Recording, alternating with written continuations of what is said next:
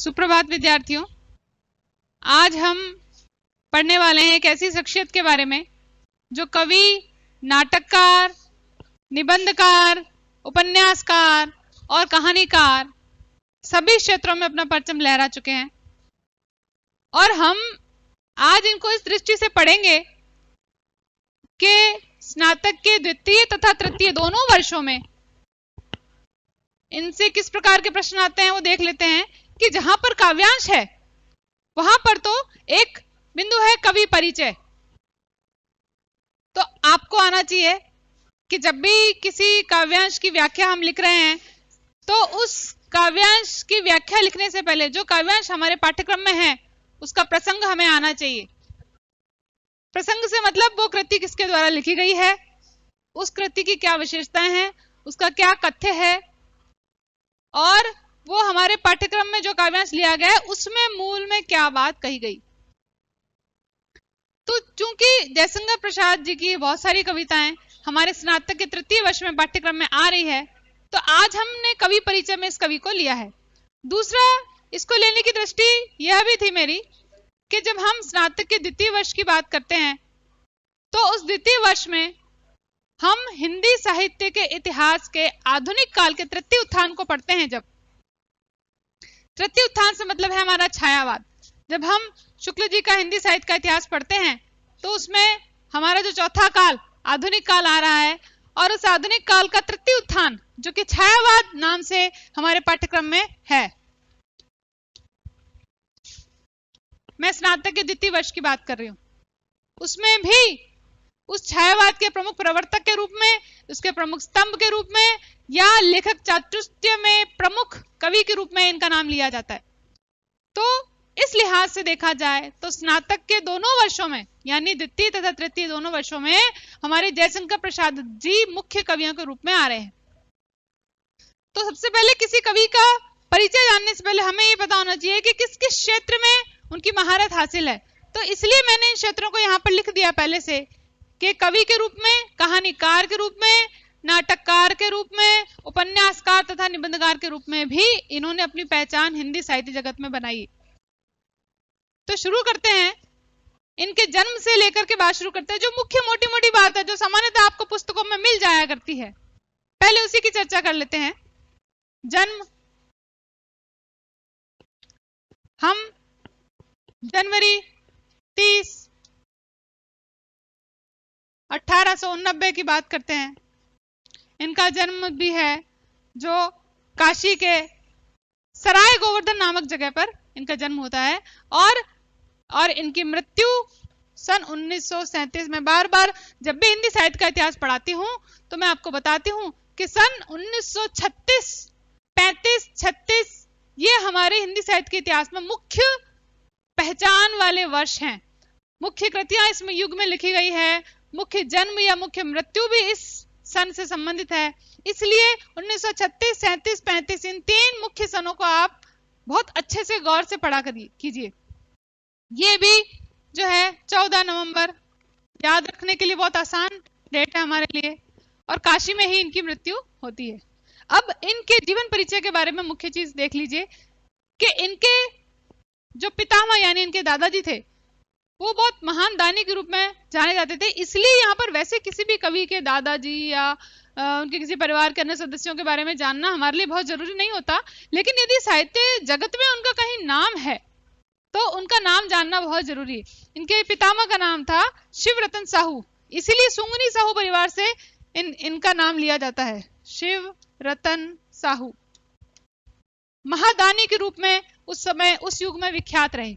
और इनके पुत्र यानी जयशंकर प्रसाद जी के पिताजी बाबू देवी प्रसाद,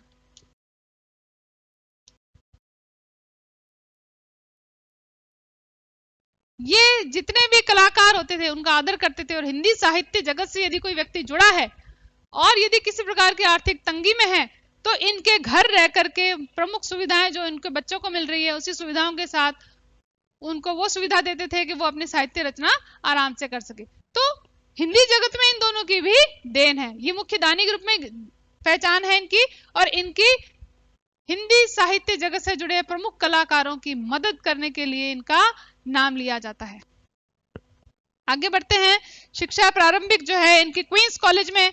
अब खास बात देखिए, ऐसा व्यक्ति है, ये जानी मानी शख्सियत ऐसी है कि जिसकी प्रारंभिक शिक्षा क्वींस कॉलेज में होती है, यानी हम मान सकते हैं कि जन्म से ही चांदी का चम्मच मुंह में लेकर के पैदा हुए, क्वींस कॉलेज में पढ़े हैं। और प्रारंभिक शिक्षा के बाद इन्होंने औपचारिक शिक्षा छोड़ दी और सब बाकी पाठ्यक्रम जो है इन्होंने स्कूल कॉलेज में जाने के बजाय घर पे रह करके पूरा किया, यानी समस्त विषयों के अध्यापक इन्हें घर पर आकर के पढ़ाते थे। अब इसमें कुछ भाषाएं जिन पे इनकी प्रमुख पकड़ थी, उर्दू, फारसी, संस्कृत और खड़ी बोली में हिंदी। 4 भाषाओं के व्याकरण और काव्य शास्त्र का ज्ञान होना बहुत बड़ी बात है। इन 4 भाषाओं पे प्रमुख पकड़ थी और 9 वर्ष की आयु में ही इन्होंने अपनी प्रथम रचना अपने गुरु रसमय सिद्ध को सुना दी थी, जो कि ब्रज भाषा में लिखा हुआ एक सवैया था।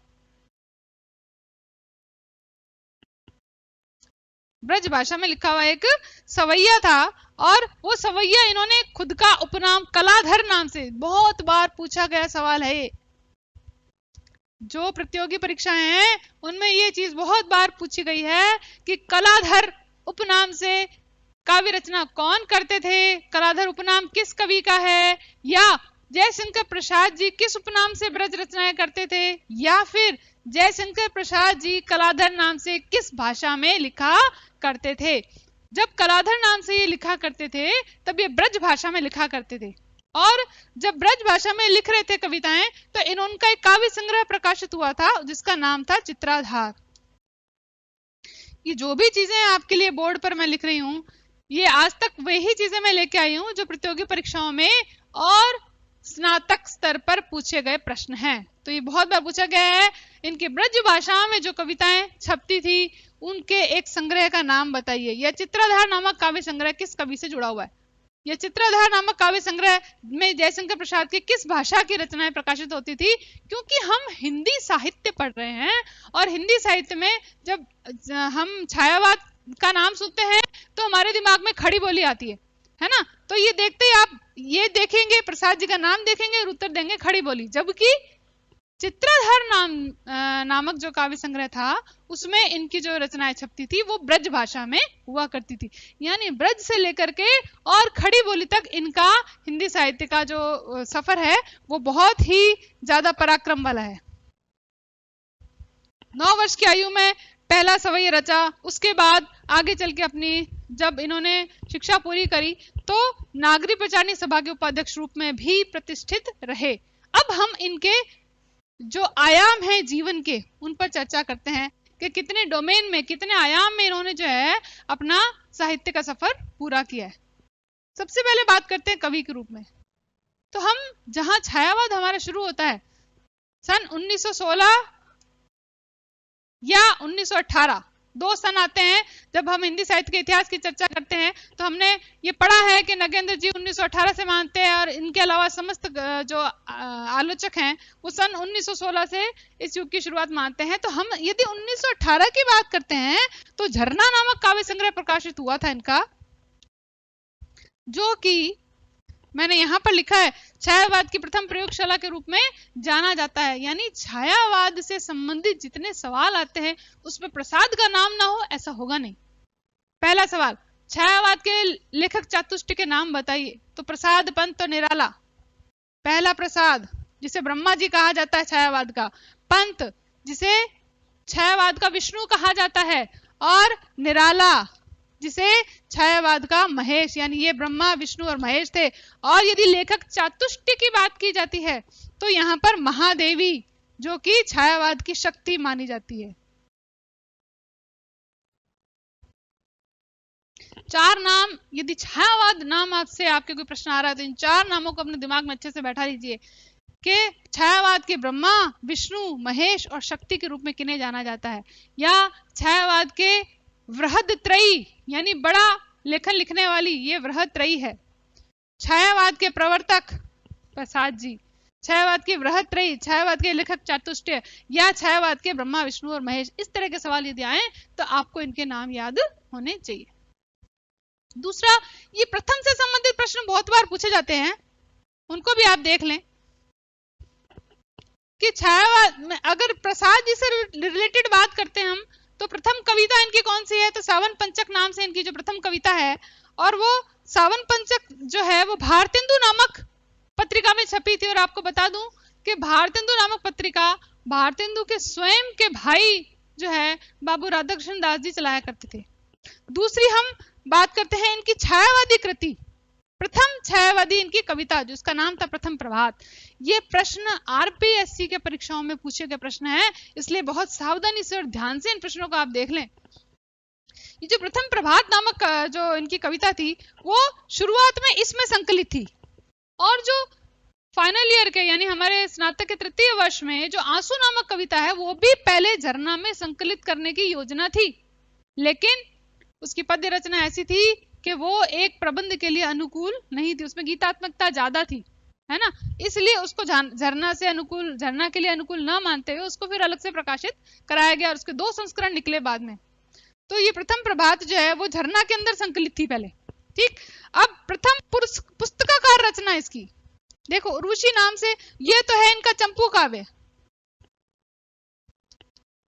चंपू काव्य यानी जो गद्य पद्य मिश्रित काव्य है, और उर्वशी नाम से 2 रचनाएं हिंदी साहित्य के इतिहास में फेमस है, प्रसिद्ध है।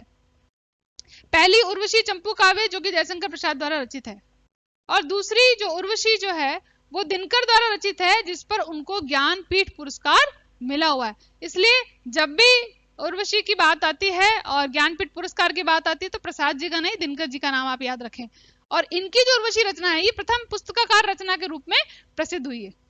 चौथा, खड़ी बोली में जब ये आए, ब्रज से हटकर जब खड़ी बोली में आते हैं तो प्रथम काव्य संग्रह इनका कानन कुसुम नाम से प्रसिद्ध होता है। ये बहुत बार आप समझ लीजिए कि हिंदी साहित्य का जो 2nd ग्रेड का परीक्षा अभी तक मैंने जितने पेपर 5 या 6 पेपर जो देखे हैं उनमें 3 पेपर्स में ये सवाल पूछा हुआ है कि खड़ी बोली प्रथम काव्य संग्रह प्रसाद जी का कौन सा है, तो कानन कुसुम आपको याद रखना है। और झरना जो इनकी छायावाद की शुरुआती मानी जाती है, तो छायावाद के प्रारंभ का प्रयोगशाला, 2 नाम आते हैं, एक प्रयोगशाला आता है, दूसरा मैनिफेस्टो आता है। मैनिफेस्टो का मतलब होता है घोषणा पत्र, जो चुनाव आदि में होता है जैसा जानते हैं।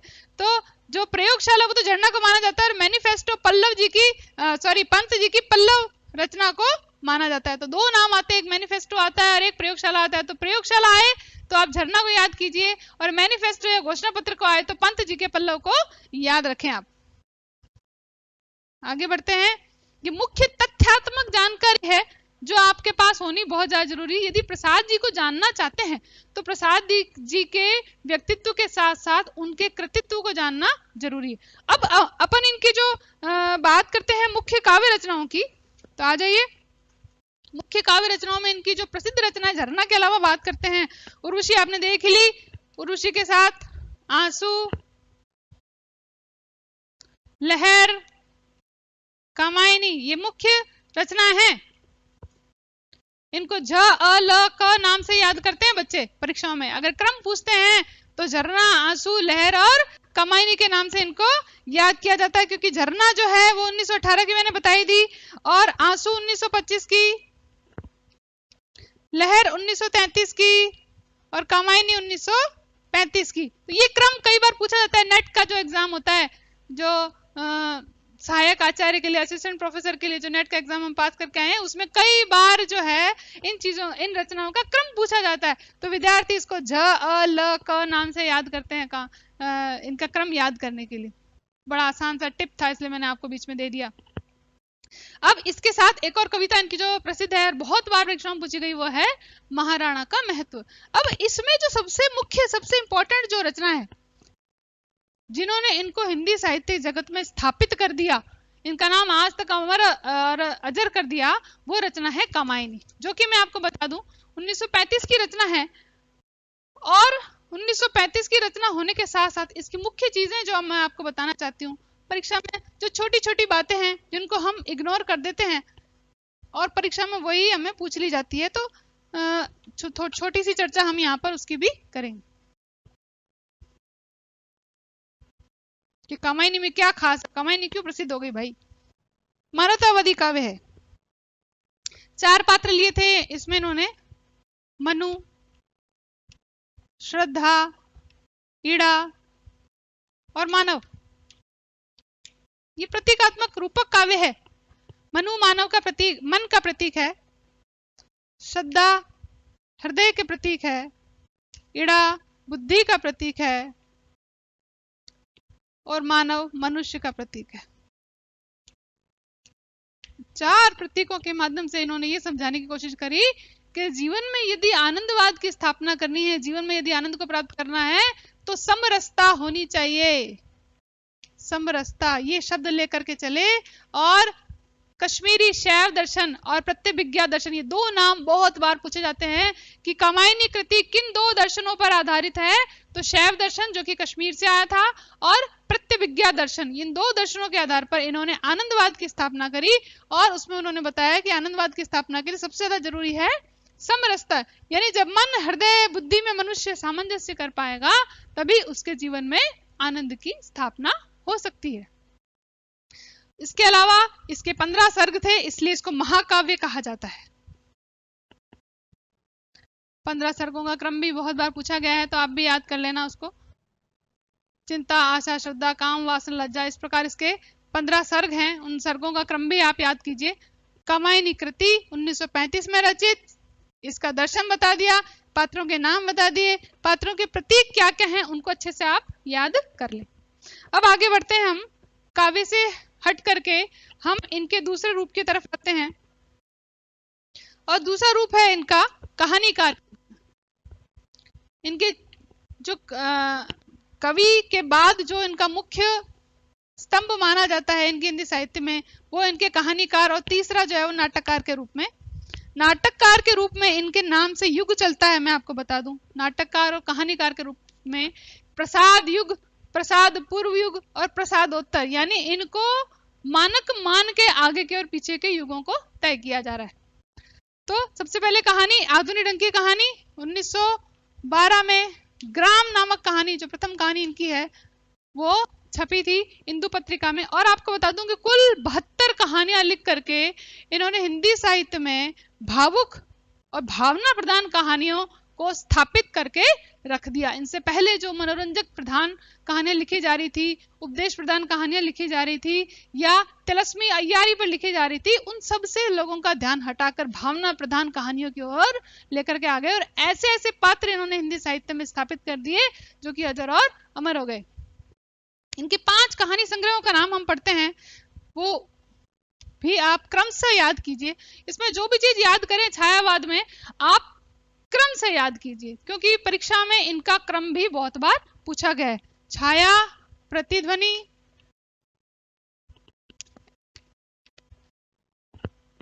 आकाशदीप, आंधी और इंद्रजाल।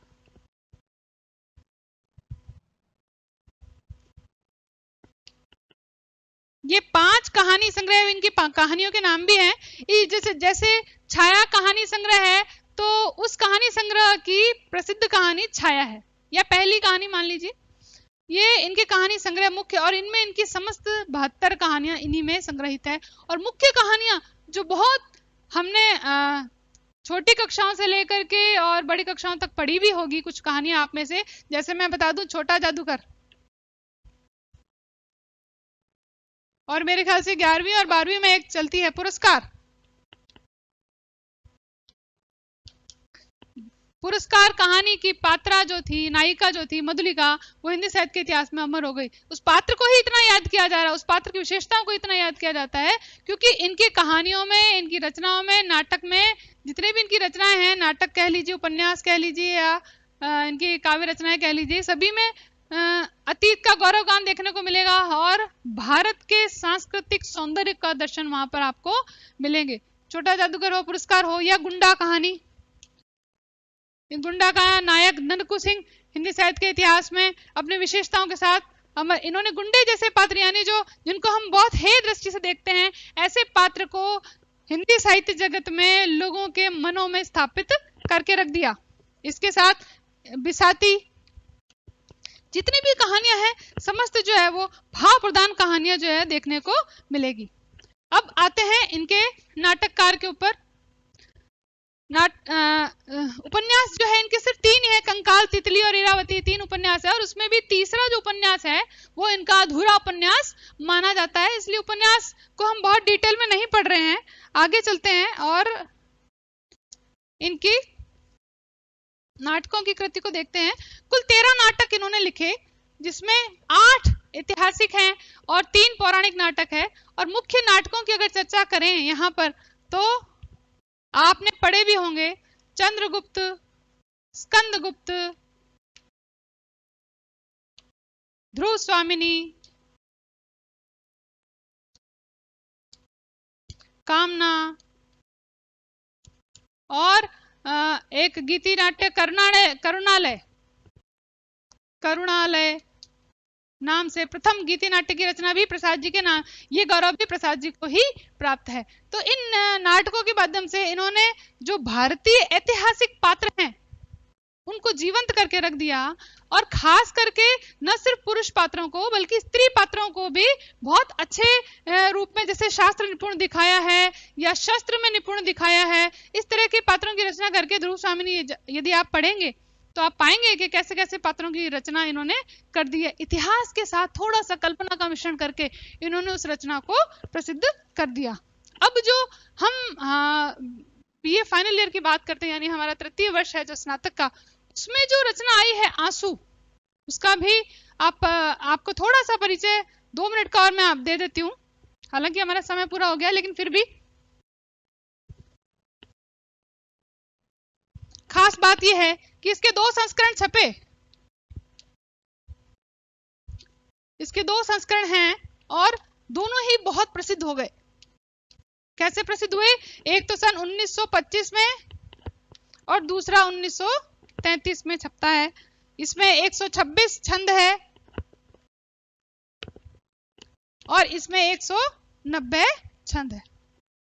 दोनों में अंतर क्या था कि ये जो था पहला वाला बहुत ज्यादा वेदना से भरा हुआ था और दुखांत था, इसलिए निराशावादी था। वेदना से ये भी भरा हुआ है, लेकिन इसके अंत में जो कवि की निजी वेदना है, इसने अपने प्रिय के सामने अपना प्रणय निवेदन करते हुए अपने दुख, अपनी वेदना और अपने वियोग की पीड़ा को बहुत मुखर रूप से चित्रित किया है। लेकिन जब इस कृति का अंत होता है तो कवि का वियोग, कवि का दुख, कवि की पीड़ा पूरे विश्व की पीड़ा नजर आती है और वहां पर कवि का आशावादी स्वर नजर आता है। तो इसके साथ हमारे कोर्स के अंदर जो काव्य का अंश है उसको भी हम नेक्स्ट वीडियो में लेकर के चलेंगे। तो इसका आप जो है प्रसंग वश इसको ध्यान में रखिएगा। आज का वीडियो हमारा समाप्त होता है। Thank you very much.